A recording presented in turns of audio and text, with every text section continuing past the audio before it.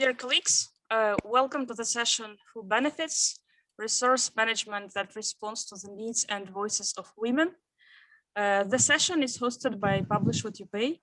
My name is Olena Pavlenko. I am a chair of Publish What You Pay Global Council, and I will moderate the discussion today. Before we start, let me remind you some rules how to participate in the discussion. If you have any technical questions, please write them into chat. My colleagues will try to help you. Translation. To choose translation, you should click on the globe sign on your computer or 3 dots sign on your phone. You will be able to choose 2 languages, English or French. When you select the language, be sure to click on the button Turn off original sound. By doing that, you will hear only the language you have chosen.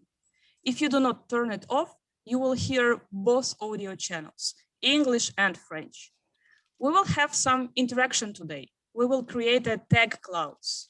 When I announce it, my colleague will share the link to the interactive tool in the chat. So please check the chat when I announce the interaction part. This is a webinar format, so you cannot ask your questions directly. If you want to ask a question or share your ideas or comment, please write to the Q&A section. We will try to ask all questions and sound all comments if we have enough time. Also, please note that the event is recorded. Now, let me move to the discussion itself. Natural resources management and gender issues are well connected. Very often, small-scale mining uses women and children's labor.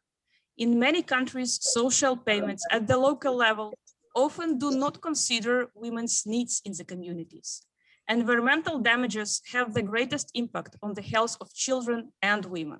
Can EITI help here, and how? Today, we will hear 3 stories. Tunisia has a lot of social and economic challenges in the extractive regions, where people demand workplaces and suffer from environmental problems. The country is going to join the EITI, and while joining, it can take the best standards of women's rights protection. Philippines and Senegal are examples where some work to identify the role of women in the extractive sector and possibilities to support them has already been done. While the Philippines examined the question of employment, environmental protection, and social development management programs through the gender lens, Senegal provided in its report gender disaggregated data on local content and corporate social responsibility. We will discuss what impact these activities already had and what else can be done too. The goal of the discussion is to ensure that women are involved in decisions around how the social and economic benefits of extraction are managed. For example, how mining revenues are used at the local level.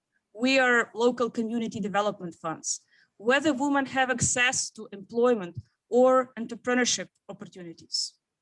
Also, the discussion should find ideas and solutions on how to use the social and economic benefits of extraction women's rights, health, and social support through better reporting standards of the companies and publication of data, improvement of policies and regulations, multi-stakeholder dialogue. The result of the discussion should be the list of ideas, recommendations, and concrete examples of how to improve the situation. And they will be presented at the plenary after the session. With this, let me introduce you our rapporteur, who will present the results of our discussion at the plenary. Mthwalo Msoni, EITI board member, Global Tax Advisor at Action Aid Nigeria. He has led and co-authored more than 8 research papers on extractive industries, extractive governance, and economic justice. Mr. Msoni served 4 years on the Zambia Extractive Industries Transparency Initiative Board. So before I move to our speakers, I would propose to create our first tag cloud. Can you please go to chat, where you will find a link to the website, Mentimeter. Please click at the link and answer only one question. What are the biggest challenges for managing social and economic benefits of extraction in a way that takes into account the needs and voices of women? Please write your thoughts at the Mentimeter website. For example, perhaps a specific challenge is that it is hard for women to access decision-making spaces around the use of mining revenues at the local level, or that women tend not to receive employment opportunities. You don't need to leave Zoom, just switch between the windows. If you can't use Mentimeter, just write your thoughts in the Q&A session. We will add them to the cloud. Meantime, let me introduce our speakers. Dr. Ava Marie Coll, Ministry of State, Senegal, EITI board member. Professor Ava Marie Coll is a chair of the National EITI Committee in Senegal. Previously, Professor Coll was Minister of State to the President of the Republic of Senegal. She also served as Minister of Health and Prevention and Minister of Health and Social Action of the Republic of Senegal. Professor Coll is a former trade unionist who now leads a citizens movement.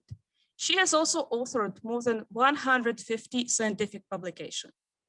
Sihem Bouazza is a president and founder of the Association Tunisienne des Droits du Développement, as well as vice president of the Publish What You Pay Tunisia Coalition and director of the Tunisian radio and television establishment. From 2016 till 2018, she was MENA representative of the Publish What You Pay Global Council. Sihem was part of the campaign for Tunisia to join EITI and has worked with Publish What You Pay and OGP on supporting the country in preparing its candidacy. She is a founder of several movements, including the Network of Focusing on Electoral Monitoring and the Coalition Transitional Justice for Women. Finally, she is an elected council member for the city of Ariana. And our third speaker is Liza Bonagua, Director of the Bureau of Local Government Development, Philippines. Liza is a Director of Bureau of Local Government Development of the Department of the Interior and Local Government, which leads the development and formulation of policies and programs for the capacity development of local governments units. She leads the implementation of different projects supported by UNDP, ADB, such as Local Governance and Budget Reform Program, Poverty, Environment Initiatives, and review of the Local Governance Code. With this, let me pass the first question to Sihem Bouazza from Tunisia. What is the situation in Tunisia with regard to women and the social and economic benefits of extraction? What are the challenges with addressing this situation? Sihem, the floor is yours.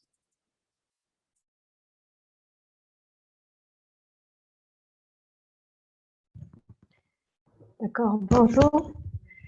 Je suis représentante de Publish What You Pay Tunisie. Aussi, je veux bien parler de trois grandes questions en Tunisie. C'est la question des données et la question des RSE en Tunisie et l'implémentation de l'ITI.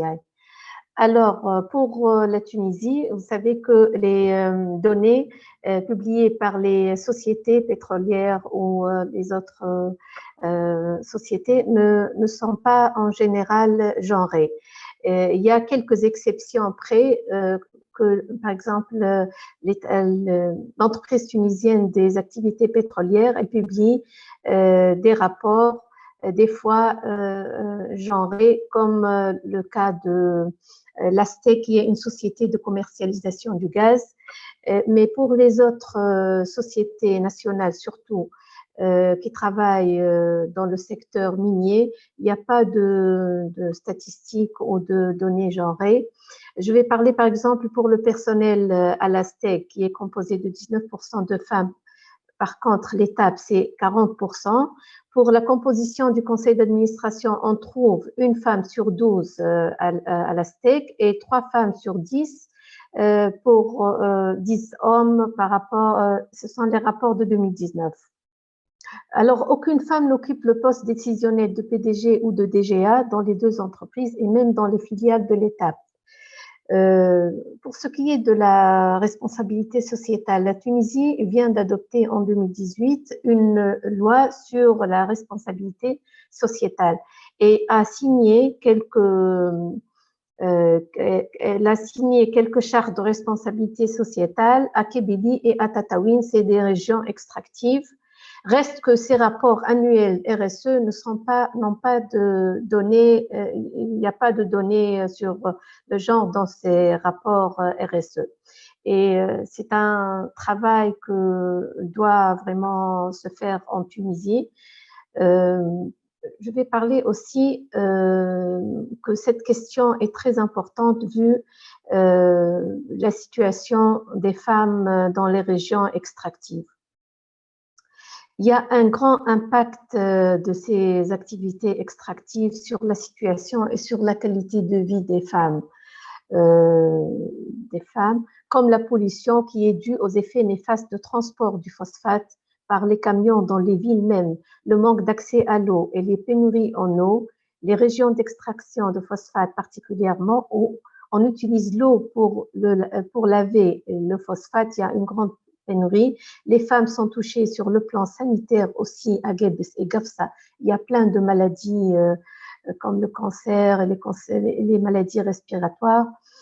Je vais parler aussi le manque d'informations relatives aux opportunités RSE pour ces femmes. Vous savez que même les sociétés qui sont engagées dans des plans RSE ne communiquent pas ces opportunités pour les femmes, pour qu'elles profitent de ces opportunités. Alors, il y a quelques exceptions, par exemple l'ETAP en 2017, elle a publié quelques données genrées comme la ventilation des microcrédits octroyés par genre et par secteur d'activité en 2017 seulement. Mais ce document reste un document interne qui n'a pas été publié au public. Et là, la grande question, c'est l'accès à l'information et les données, l'accès aux données. Par exemple, le rapport mondial sur la parité hommes-femmes de l'ONU en 2018 annonce le taux de chômage de 22% chez les femmes en Tunisie. Par contre, les hommes sont à 12% seulement. Seulement 6,5% de la totalité des chefs d'entreprise sont des femmes. Les femmes, l'accès au financement est plus difficile par rapport aux hommes, bien sûr. Et le syndicalisme des femmes reste faible malgré une société civile. Tout le monde sait qu'elle est très dynamique et très efficace. Bon, la Tunisie a opté pour l'OGP. Tout le monde sait que la Tunisie est à son 4e plan et l'implémentation de l'ITI a été par le biais d'un engagement OGP. Personnellement, je suis membre du comité de pilotage OGP Tunisie et j'ai beaucoup poussé, ainsi que mes collègues de PWYP Tunisie, pour que la Tunisie adopte l'ITI dans le cadre de l'OGP. Et là, je crois que cette grande opportunité de la Tunisie va nous permettre de surpasser peut-être même les exigences de l'ITI dans le but de divulguer des informations ainsi que des processus et engagements axés sur le genre dans le cadre de prochains plans d'action OGP en Tunisie. La coalition tunisienne PWYP fait, comme je vous disais, partie de ce comité et on est d'accord et nous travaillons pour accéder à ce but très cher à nos cœurs. Pour l'implémentation de l'ITI en Tunisie, on vient de mettre en œuvre les étapes de cette implémentation et nous avons élu, nous, société civile, nos représentants dans le comité mixte. Mais reste qu'il y a une seule femme sur 5 membres de la société civile que représente dans le conseil multipartite. Et nous travaillons maintenant sur un plan, nous, coalition PWYP Tunisie, pour les prochaines élections, à donner plus de chances aux femmes à ce qu'elles soient dans ce conseil multipartite représentant la société civile. Il y aura prochainement des élections parce que ça s'est déjà passé quelques années depuis qu'on a élu, mais malheureusement les étapes finales ne sont pas encore achevées. Le plan de travail de l'ITI aussi, nous comptons y travailler. Avec le groupe pour présenter des rapports contenant des données ventilées par genre. Ces rapports nous aideront, nous, société civile, à plaidoyer pour les femmes qui sont affectées par les activités extractives, mais n'ont pas le pouvoir de changer les choses. Et là, c'est le rôle de la société civile pour faire avancer les choses, soit dans le cadre de ces rapports qui vont être publiés, ou dans le cadre de la représentativité au sein du groupe multipartite de ITI Tunisie. Voilà, je crois que c'est tout ce que j'ai à dire pour le moment parce que je n'ai pas beaucoup de temps. Je suis prête pour répondre à vos questions et toutes vos remarques. Merci. Yes, thank you very much, Sihem. Thank you. I think many participants here can share your thoughts and your examples, what they have in their countries. Yes, I would like to ask my colleague Anastasia to share the results of our tag cloud. So what we have seen in terms of that's actually you, dear participants, who mentioned what are the biggest challenges for managing social and economic benefits. And we can see that actually many of you mentioned that representation, access to data, participations are actually those issues which are connected to the biggest challenges for managing social and economic benefits. And also, I would like to say that we have some comments regarding Cameroonian context in the chat. Thank you very much for your comment. So let me quote. In view of the Cameroonian context, one of the challenges in the data on the quantity of women involved in the extractive activity, then the promotion of gender in our rural areas, because women are not highlighted in the decision-making process and bodies. It would therefore be interesting for the text that organize these bodies to have a gender approach. Thanks again for your comments. Thank you for your voting. Let us move forward and talk also about solutions. And I would propose to ask the questions to our next speakers, Dr. Ava Marie Coll Seck and also Liza Bonagua. I would like you to ask the following question. Can you please share how your country has used EITI implementation or the EITI standard to report to these challenges? If you have time, could you also mention what you could recommend to other countries? So others can take your example, can take your case for their successful cases. Dr. Ava Marie, please, the floor is yours.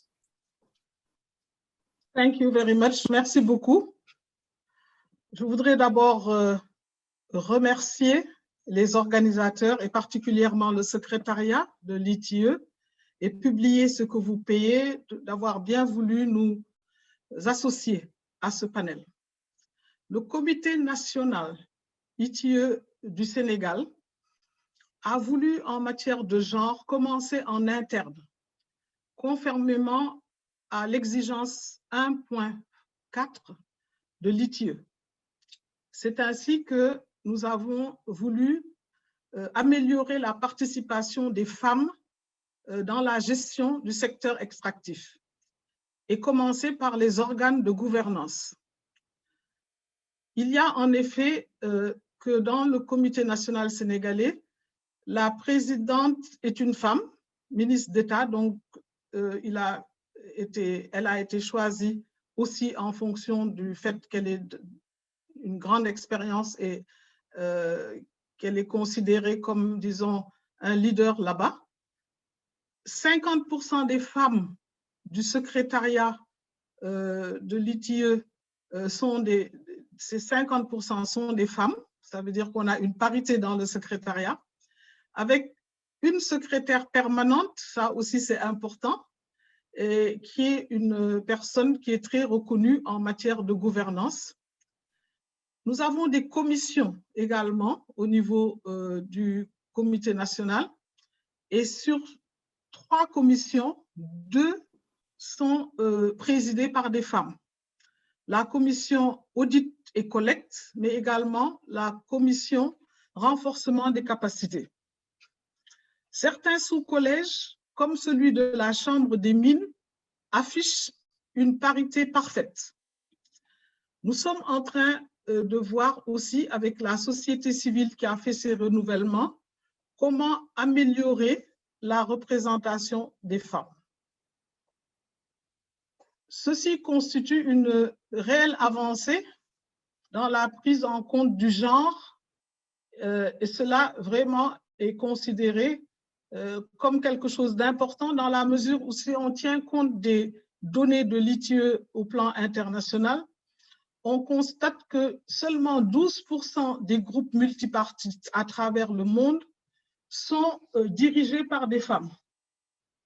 Et nous avons également 38% des coordonnateurs qui sont des femmes. C'est dire donc qu'il y a encore du travail à faire partout dans le monde. L'inclusion donc de genre est extrêmement importante. C'est pour ça que nous avons voulu aussi aller plus loin avec l'exigence 6.3 sur la désagrégation des emplois par sexe, par entreprise, par niveau de fonction. Et cela est divulgué déjà dans notre rapport de 2018, mais aussi dans le rapport de 2019. Sur 7 951 personnes qui travaillent dans les 25 entreprises qui font partie du périmètre que nous avons utilisé, nous n'avons que 668 femmes. C'est dire 8,4% de l'effectif dans les entreprises sont des femmes. Ça montre que la désagrégation est très importante et elle permet de mettre le doigt sur les insuffisances. Il faut dire aussi que seulement 5% des femmes font partie des cadres. Donc, au niveau décisionnel, on se rend compte qu'il n'y a pas beaucoup de femmes. Un grand travail est donc à faire au niveau des entreprises. Nous avons étudié également l'orpaillage traditionnel. Et là, par contre, puisqu'il y a très peu, disons, de bénéfices, c'est moins lucratif. Là, il y a des femmes. Presque 50% sont des femmes. Et on voit aussi des enfants, malheureusement, 6%. C'est dire donc que pour les grandes entreprises bien organisées, il y a très peu de femmes. Et quand il s'agit de l'orpaillage qui est vraiment très dur, où il y a beaucoup de problèmes environnementaux, les femmes, elles y sont présentes. Il faut dire aussi que les femmes sont touchées par les problèmes d'environnement.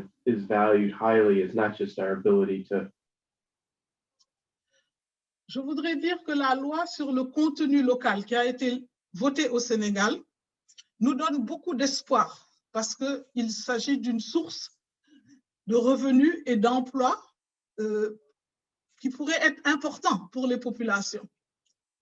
Et l'inclusion des femmes dans la chaîne d'approvisionnement et dans toutes les politiques, ainsi que vraiment la chaîne de valeur, c'est quelque chose d'extrêmement important. C'est pour cela qu'à chaque fois que nous allons sur le terrain, et notamment quand nous allons pour la divulgation des données concernant le rapport ITIE annuel, nous ciblons beaucoup les femmes parce que nous pensons qu'il faut les sensibiliser particulièrement, leur apporter un accompagnement complémentaire pour pouvoir leur donner tout le pouvoir pour être là au moment de la mise en œuvre de cette loi-là. Et nous savons qu'elles sont toutes confrontées à des problèmes pour accéder aux opportunités économiques. À chaque fois que nous sommes allés sur le terrain, il y a eu des problèmes spécifiques des pêcheurs qui craignent qu'il y ait des problèmes avec les compagnies, notamment pétrolières. Mais il y a surtout les femmes qui disent « nous serons impactées à chaque fois qu'il y aura un problème et nous voulons aussi faire partie de la solution. Nous voulons apporter notre contribution. Mais là, il ne faut pas nous oublier, il faut penser à nous, il faut nous renforcer, il faut aussi mettre des fonds à notre disposition. Les organisations de la société civile au Sénégal prônent aussi cette diversité et nous avons beaucoup contribué au débat public. Pour donner un exemple pour la société civile, Women in Mining utilise beaucoup les données des rapports et récemment encore, il y a eu une grande discussion autour de l'autonomisation des femmes dans le secteur des industries extractives. Il y a eu beaucoup de réformes au Sénégal allant dans le sens d'améliorer la transparence, mais nous disons et nous interpellons toujours les autorités en disant attention, il ne faut pas que les femmes soient discriminées et s'il y a des choses à faire, faisons-les pour les accompagner. Parce qu'il n'est pas question que toutes les lois, toutes les réformes reviennent peut-être peu aux nationaux, ça c'est déjà le premier problème, mais également reviennent très peu aux femmes. Donc c'est tout un débat, tout un challenge qu'il faut que nous puissions surmonter. Et c'est pour cela que je voudrais dire que toutes ces réformes nécessitent un suivi rigoureux et le comité national maintenant ne parlera plus seulement de chiffres, mais parlera aussi d'analyse. C'est ça qui nous permettra d'aller de l'avant. Et je vous remercie de votre aimable attention.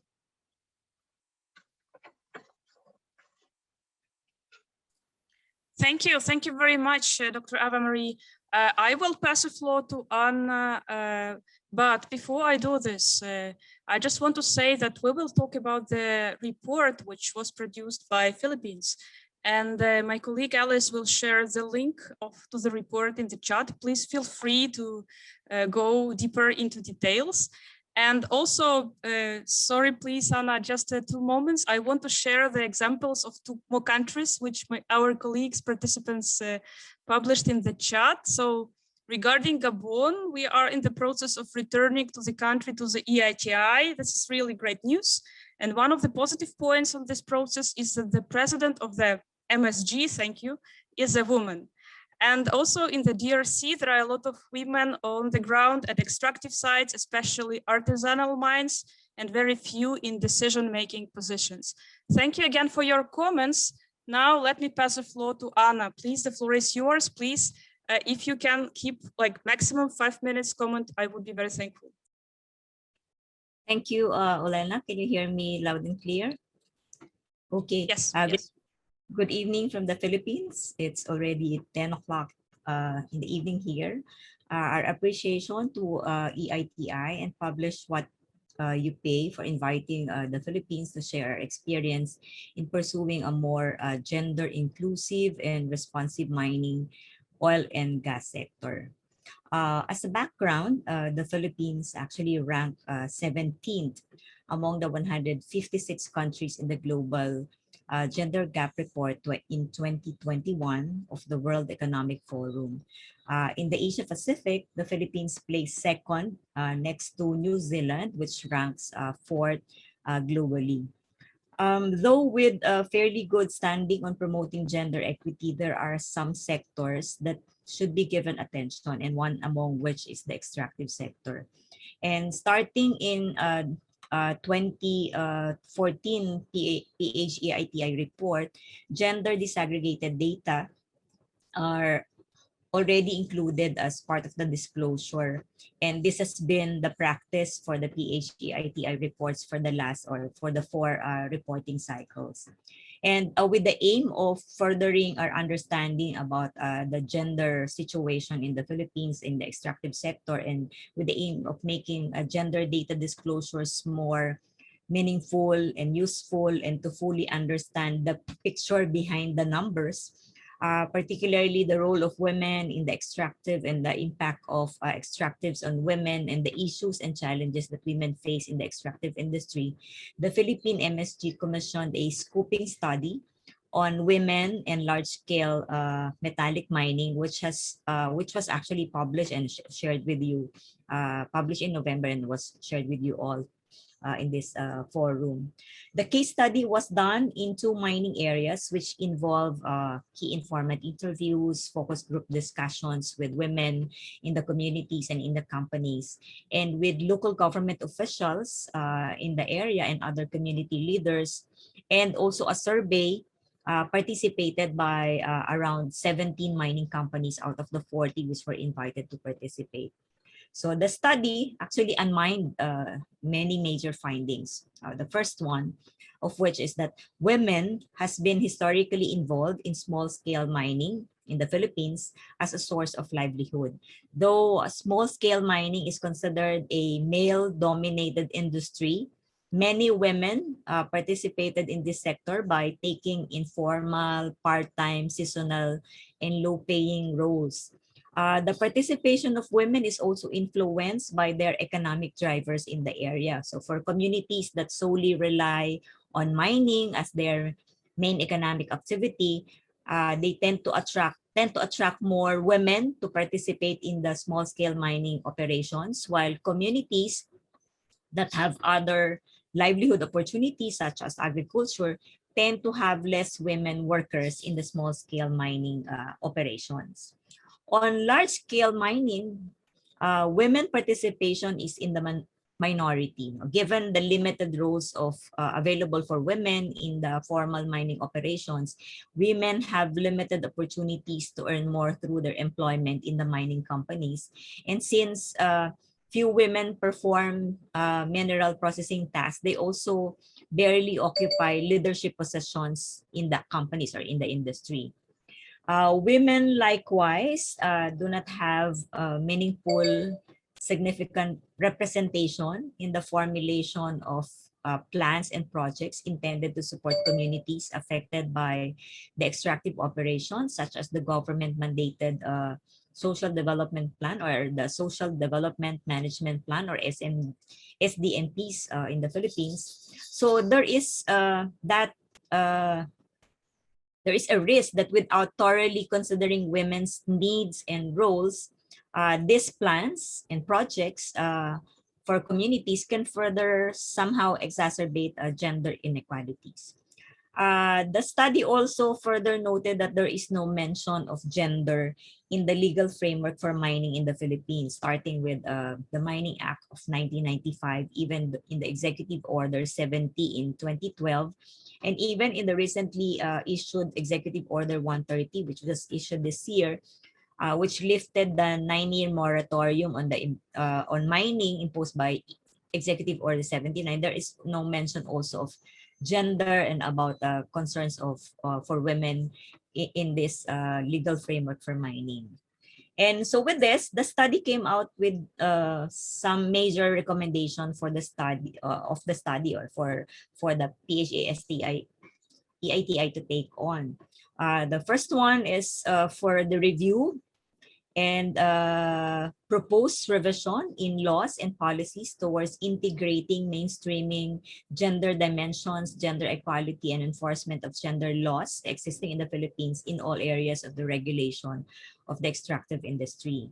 And then second, to do further research on gender-based barriers in the employment of women in the extractive sector and the social and environmental impact of mining to women and its contribution to poverty alleviation among rural women and in-host communities. And third, the study calls for, or the recommendation from the study calls for companies to ensure equality or ensure equal opportunities in the employment and allow for inclusive participation of community folks, particularly women, in the development of gender-based and need-responsive community development projects.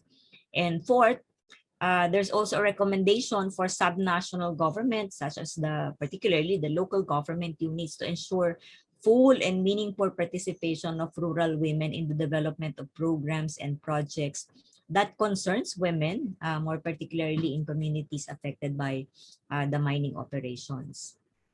Aside from this major recommendation, as an immediate impact, the study findings prompted the Philippine MSG or the Philippine EITI MSG to form a technical working group that would facilitate a review and follow through the study recommendations, wherein the working group is expected to make recommendations as to appropriate policy interventions towards greater gender inclusion in the extractive sector. Another offshoot of the study was the adoption and improvements of the EITI Gender Survey form as the new employment and gender data collection tool for the annual EITI reporting cycle. Again, the tool collects a variety of gender-related information aside from the usual number of male and female workers and etc. And while in the scoping study, only 17 companies responded to the survey, the reporting form that will now be part of the report will be a required information for all EITI participating companies. Likewise, the study prompted the MSG and the MSG member agencies, even mining companies and CSO partners, to plan for the development of capacity building activities and livelihood training modules for women in the mining communities. The Chamber of Mines of the Philippines, for instance, has signified its intent or started in the preparation of the implementation of their capacity building program, which was somehow delayed by COVID-19 situation. But I think their intent to conduct the capacity building for their constituents, particularly women, are still there, and moving forward, it's full implementation. In closing, as we always say, in management, we cannot manage what we cannot measure. So the EITI implementation in the Philippines has enabled us in government, in the industry, as well as with the civil society organization, to measure and assess how the Philippines is faring in terms of transparency and accountability in the sector, including how well we are ensuring gender rights are enforced in managing and distributing resources, and as well as in developing communities. Thank you. With Anna, I think we have to stop. Okay. 30 seconds, please. Okay, just last few words. With the available gender and employment data, including information gaps, the Philippines is now better poised to pursue better gender inclusion in the extractive industry. So the government can use our findings from the study and the annual gender and employment data from the PHEITI report in determining more realistic future initiatives and accurate target setting for the benefits of women in the industry. So that is all for us from the Philippines. Thank you, and good evening to everyone. Thank you very much, Anna, again, and thank you very much for the participation in such a late time in Philippines. And thank you for the document, which is already shared in the chat. We have collected some questions to Ava Marie and to Sihem. I have to ask them, but I also would be very thankful for like 30 minutes, maximum 1 minute answer, 30 seconds or maximum minute answer, because we still have a lot of information to share. So Professor Ava Marie, it seems that the companies will not force to have women in the positions where there are no women that have capabilities or are candidates. Don't you think that the government has more to do to care about having trained and qualified women in all required positions? And the second question is, I'd be curious to hear more if there are lessons on how to connect those gains of representation at the national level, such as MSG, into participation in the use of data in local policy discussions. Again, Dr. Ava Marie, I would be thankful for very, very short answer, and then I will ask a question to Sihem. Maybe je vais répondre aux deux questions en même temps pour aller vite. Juste pour dire que il y a vraiment un rôle important de la société civile qui passe son temps à faire un débat autour de ce problème, notamment du rôle des femmes, de la place des femmes.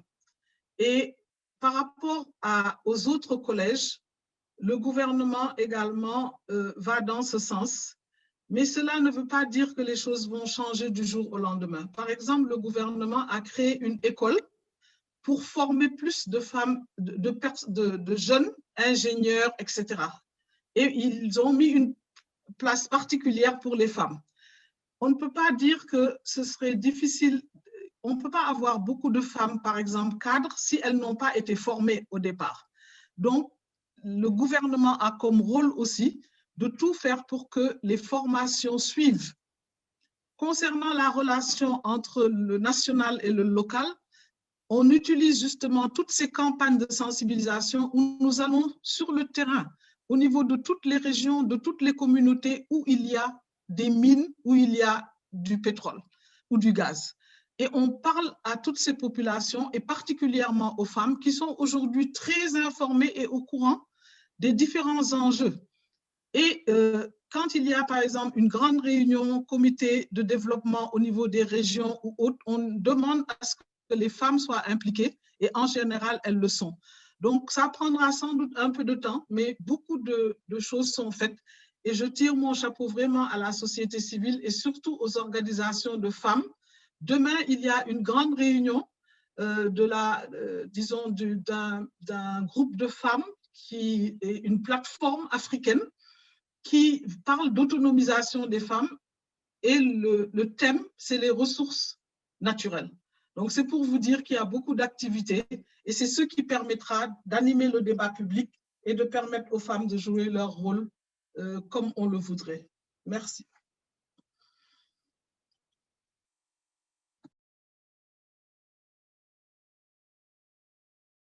Thank you very much, Dr. Ava-Marie. The next question is to Sihem. What role can CSOs play to ensure equal participation of women for other sectors too? Thank you very much for your short answer.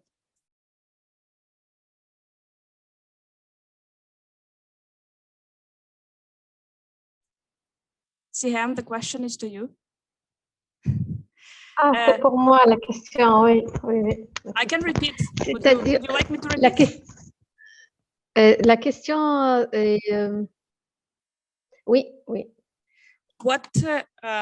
What role can CSOs play to ensure equal participation of women in other sectors too?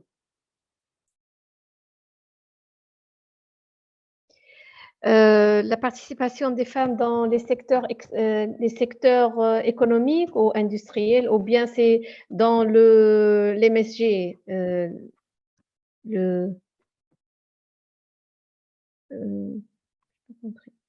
Let me propose to talk about other sectors.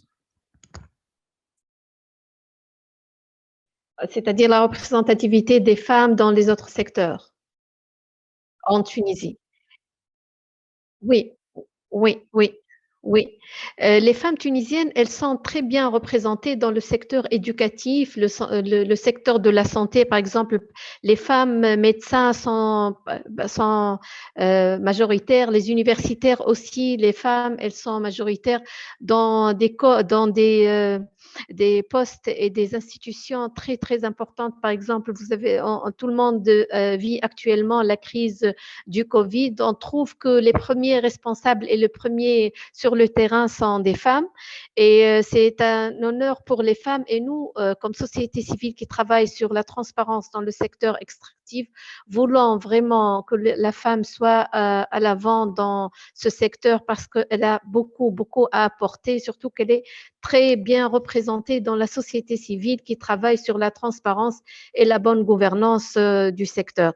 Je veux juste donner un exemple. Par exemple, nous, on est en train d'exécuter un projet sur le renforcement des capacités de la coalition PWYP Tunisie et nous sommes en train de tenir des formations pour renforcer les capacités d'un groupe de travail qui a été créé par le gouvernement tunisien pour faire l'audit du secteur extractif en Tunisie. Et nous, PWYP Tunisie, nous sommes en train de renforcer les capacités de ce groupe qui va faire l'audit. Et on a trouvé qu'il y a 2 femmes, quand même, c'est pas mal, sur 6 cadres de l'État qui vont faire cet audit. Et nous sommes en train de les approcher et travailler vraiment en étroite collaboration pour continuer la collaboration avec elles sur ce plan-là. Voilà.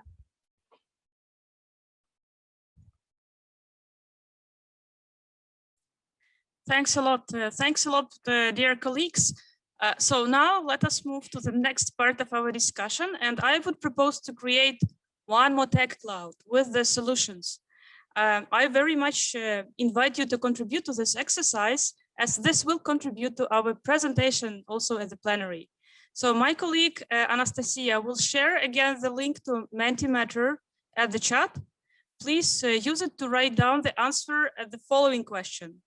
How can we implement EITI in a way that ensures women can better access the economic and social benefits of the extraction? You don't need to leave Zoom, just switch between the windows.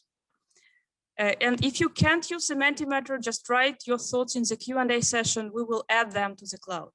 While you are voting, I would like to invite one of our participants, Catherine Heller from IFC, to introduce IFC Toolkit and highlight some of the recommendations with regard to gender-sensitive reporting on local content and social investment.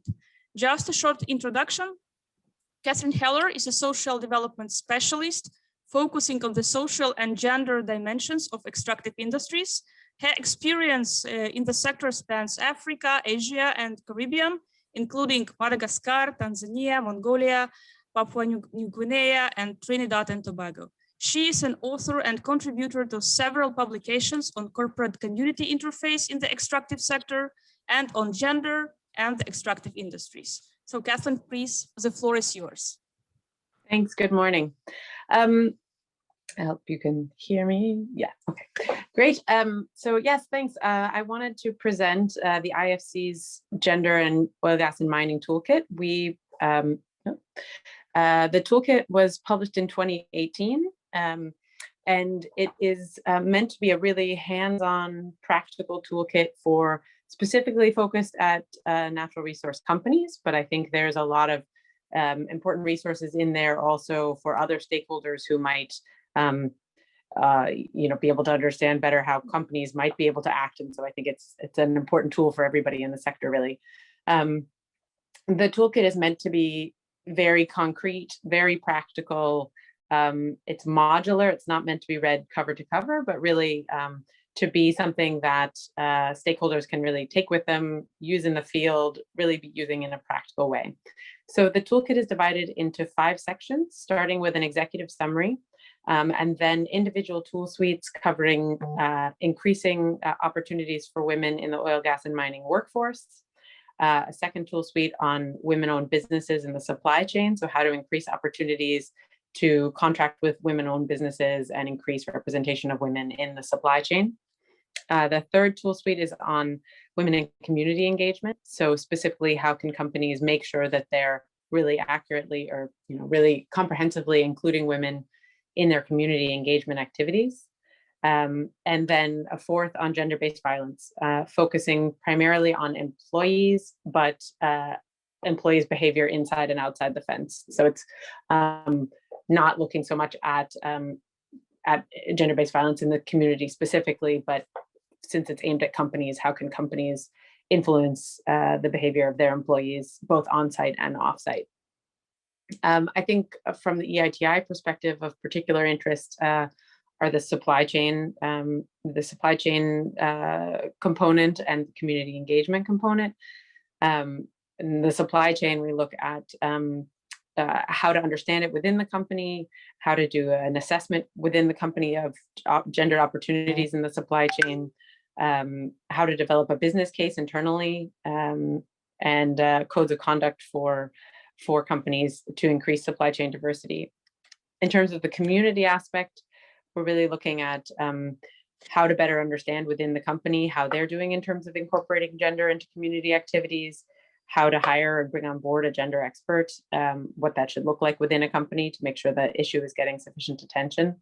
how to incorporate gender into baseline activities, into consultations, into participatory monitoring, into resettlement. Yeah, and also, of course, how to include it in monitoring. Currently, the toolkit is being implemented with at least 9 IFC clients. We've done over 20 training and launch events really around the world. Our activities are being currently implemented primarily in Latin America and across Africa, but we're always adding clients. And the training activities have been both for clients as well as for community organizations, women's organizations, training of trainer events. I think Alice shared the toolkit link, but I encourage everybody who's interested to take a look. Feel free to contact me with any questions. I also wanted to note that currently we are developing a new version of the toolkit. So this was done very much specifically for oil, gas, and mining companies with those in mind. But we're expanding it now to cover a broader range of infrastructure clients. So we're looking at water, power, cities, and transport. And that'll come out, I think, by the end of this calendar year. And the original oil, gas, and mining toolkit very much focuses on the business case. Each section, what I should have mentioned is that in addition to the specific tools, each section in the toolkit includes a business case. So why does it make sense for companies to really be focusing on these issues? And then the tools to back that up. So it's really geared around if you have to make the case internally. And the new toolkit will include business cases also for considering gender in water, power, cities, and transport as well. So I think that's the toolkit in the super fast version. It's a very long document presented very, very quickly. But as I said, it's not meant to be read cover to cover. So I hope it's useful. And again, please feel free to contact me with any questions. Thanks a lot, Catherine. Yes, I think our rapporteur has a lot of work to do. I see a lot of questions to Anna. I can take only, let's say, one of them, and also would be thankful for like 30 seconds answer, because we have to find also what we vote in our tech cloud. So Anna, I will take only the first question I quote. What are the gender related data are collected from reporting companies through the gender survey form, apart from employment data? Thanks. Okay, thank you, Olena. Other gender and employment data which are included in the form are data on salary, compensation, benefits, even presence of unions or women's group, cases on anti-sexual harassment and policies, and then basic services for communities, especially women. So those are the information. Also data on the availability of livelihood and skills development training, particularly for women. These are the information included in the form as to be started, to be reported, or to which will start to be implemented in the PHEITI 2019 report, which is currently going on and hopefully to be published by July of this year. Thank you. Thank you. Thank you very much, Anna. So now let me ask Anastasia to share the results of the Tech Cloud.